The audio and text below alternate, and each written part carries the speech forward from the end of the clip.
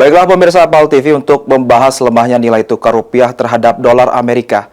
Saat ini kita terhubung dengan pengamat ekonomi Pak Sukanto Sairuki. Selamat sore Bapak Sukanto. Selamat sore Pak Sabta. Apa kabar Pak Sukanto? Alhamdulillah baik. Baik Pak Sukanto, ini kita ketahui bersama ya bahwa dalam beberapa hari terakhir ini nilai tukar rupiah ini terus melemah dari dolar Amerika. Nah, ini hal apa yang menyebabkan sehingga nilai tukar rupiah ini menjadi lemah terhadap dolar Amerika? Pak Sukanto, silakan. Oke, baik, terima kasih Pak Sabta. Jadi terkait nilai tukar rupiah ada dua hal sebenarnya yang perlu kita pahami. Yang pertama adalah nilai tukar rupiah sejak tahun 2018 kalau kita punya data historis ya, mungkin selama 6 atau 7 tahun, memang pergerakannya cenderung untuk mengalami pelemahan. Kalau kita lihat di tahun 2018 nilai rupiah itu per dolarnya sekitar 14.200 ya. Nah, saat ini rupiah itu hampir tembus 17.000. Ini yang memicu kekhawatiran kita. Nah, kalau kita lihat dari akar penyebabnya tentu tidak jauh beda dengan data historis itu. Yang pertama adalah faktor domestik, kemudian yang kedua adalah global. Nah, sepertinya pelemahan rupiah yang terjadi akhir ini cenderung ditentukan oleh faktor global, yaitu ketidakpastian global, di mana orang cenderung untuk berhati-hati ya ketika tidak terjadi ketidakpastian global itu. Nah, yang kedua, di sisi domestik juga perlu kita pahami bahwa defisit APBN kita cenderung untuk melebar ya. Ini juga memicu kekhawatiran para investor terhadap pembiayaan program-program strategis yang telah dicanangkan pemerintah. Tetapi yang lebih dominan adalah faktor global tadi, di mana ketidakpastian global, Amerika tanda kutip ya melakukan sedikit memanas dengan beberapa negara akibat tragedi di Venezuela. Nah, ini juga mengkhawatirkan terhadap nanti pergerakan harga BBM dunia. Mungkin itu Pak Sabto yang pertama. Ya, artinya memang ada beberapa faktor begitu Pak Sukanto yang untuk menyebabkan sehingga melemahnya nilai tukar rupiah ini terhadap dolar Amerika begitu Pak Sukanto ya. Nah, tadi juga Pak Sukanto jelaskan bahwa memang dari 2018 ini nilai tukar rupiah ini 14.000 dan di tahun 2026 ini menjadi 16.900 begitu Pak Sukanto ya. Nah, ini apakah melemahnya rupiah terhadap dolar ini akan menimbulkan efek terhadap perekonomian tanah air, terkhususnya di Sumatera Selatan, Pak Sukanto? Ya, kalau kita bicara dampak, tentu ada dampaknya ya. Jadi dampaknya kan bisa dua, positif atau negatif. Nah, saya cenderungnya sebenarnya bicara yang positif.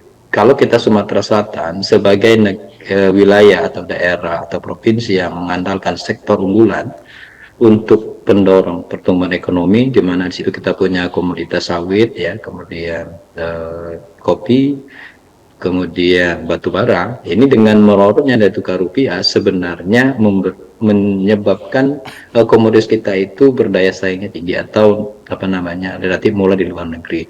Ini bisa kita manfaatkan. Kalau kita lihat data historis dengan melemahnya rupiah, biasanya PDRB kita tanda kutip bisa relatif seperti itu. Namun yang perlu kita waspadai dari pergerakan rupiah ini adalah industri yang memanfaatkan komponen impor. Nah, kalau kita paham bahwa industri kita bahan bakunya itu 70% dari bahan impor.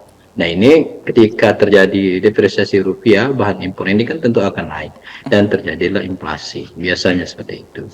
Yang kedua, bagi Sumsel sebenarnya kita benar-benar harus fokus untuk penciptaan nilai tambah agar apapun yang terjadi, depresiasi maupun apresiasi, kita relatif dampaknya itu relatif bisa kita tekan gitu ya, sehingga pertumbuhan ekonomi yang kita canangkan bisa kita jaga secara baik. Mungkin itu Pak Dokter. Ya, artinya ada dampak positif bagi Sumatera Selatan dan besar juga dampak negatifnya bagi Sumatera Selatan begitu Pak Sukanto ya. Nah, ini ya, apa ini betul. Pak Sukanto yang yang harus dilakukan oleh pemerintah sendiri ini agar rupiah tidak terus melemah begitu Pak Sukanto? Biasanya kan rupiah ini cenderung melemah karena memang permintaan dolar itu tinggi. Jadi kalau permintaan dolar tinggi kan ini supply demand ya. Jadi kalau permintaan dolar itu tinggi, biasanya nilainya naik dan mata uang yang lainnya terkoreksi. Ini juga menjadi penyebab dari apa namanya ya, dari pelemahan nilai tukar rupiah terhadap dolar. Apa yang harus kita lakukan sebenarnya melalui Bank Indonesia kan kita harus melihat ya, tentu intervensi dari Bank Indonesia untuk menstabilkan mata uang rupiah agar masih dalam kisaran asumsi makro kita. Jadi kalau biasanya sudah tembus ambang psikologis para masyarakat, bukan para masyarakat, pengusaha dan masyarakat maksud kami, tentu akan menimbulkan persepsi yang negatif terhadap perekonomian. Ini memicu tentu terjadinya pelarian modal ke luar negeri. Ini yang harus kita waspadai sebenarnya dari pelemahan nilai tukar rupiah, sehingga kita akan malah justru terpuruk dengan adanya pelemahan rupiah. Oleh karena itu biasanya Bank Sentral melalui Bank Indonesia kita akan melakukan intervensi kembali kepada asumsi makro kita 6.000 Pak Sabta. Jadi kita sebenarnya tidak perlu khawatir. Tapi kalau ini berlanjut terus sampai menembus 17.000, ini kita harus berhati-hati. Karena apa? Karena yang pertama, pasti harga BBM itu akan naik. Kalau harga BBM naik, artinya subsidi pemerintah akan membengkak. Nah, ini akan menambah sempit celah fiskal kita di APBN maupun kalau APBD tidak melakukan subsidi, tapi APBN kita akan semakin menyempit. Ini harus kita waspadai. Dan yang kedua, ketika terjadi nanti jebol sampai 17.000, orang panik, orang justru akan mengalihkan uangnya dalam bentuk yang lain, biasanya dalam bentuk emas sebagai pelindung nilai dari inflasi maupun penimbun aset juga sebenarnya pelarian. Nanti kita lihat aja berapa besar pengaruh dari depresiasi rupiah ini terhadap permintaan emas. Kalau tinggi berarti memang orang mengalihkan uangnya agar aman menjadi aset tadi ya, yang safe haven di emas itu. Ini Pak Sabta sebentar. Iya, baik, artinya ada beberapa hal yang bisa dilakukan pemerintah begitu Pak Sukanto ya, untuk setidaknya menahan ya, semakin melemahnya begitu Pak ya, dolar nilai tukar rupiah ya, terhadap dolar ini. Nah, ini sektor mana saja begitu Pak Sukanto yang akan cukup terdampak dengan melemahnya rupiah dari dolar Amerika ini? Yang pertama kalau yang positif adalah sektor ekspor impor ya.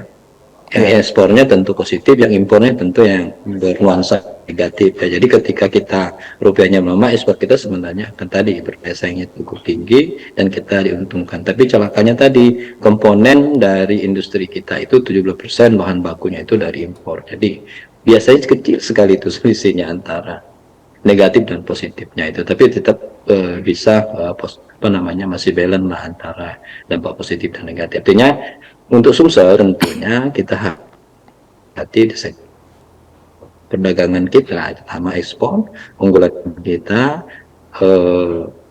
tadi sawit ya, kopi, kemudian karet dan bara.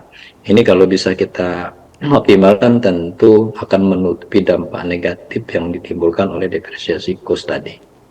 Yang kedua biasanya dampak yang terasa adalah sektor keuangan. Nah, sektor keuangan ini kalau misalnya The Fed itu menaikkan suku bunga ya, orang akan cenderung menaruhnya uang sudah menyebabkan permintaan dolar naik dan rupiah juga akan terpuruk. Jadi dua faktor itu sebenarnya secara langsung yang terdampaknya terhadap ekonomi.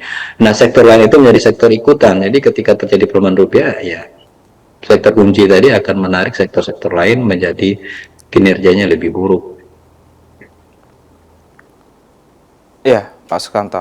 Artinya memang terhadap Sumatera Selatan sendiri ini ada beberapa faktor yang terdampak ya, begitu, sektor yang terdampak, dan juga ada yang positifnya juga, tidak sedikit yang negatifnya begitu Pak ya, untuk terhadap Sumatera Selatan. Nah, ini untuk terakhir Pak Sukanto, ini dari kaca mata Bapak sendiri ini diprediksi apakah rupiah ini akan terus melemah begitu ke depannya Pak Sukanto? Nah, jadi kalau kita mengamati pergerakan rupiah selama 5 tahun cenderung memang mengalami pelemahan ya. Nah, pelemahan ini tapi tipis Pak Sabta, tapi tidak akan lebih dari 17.000.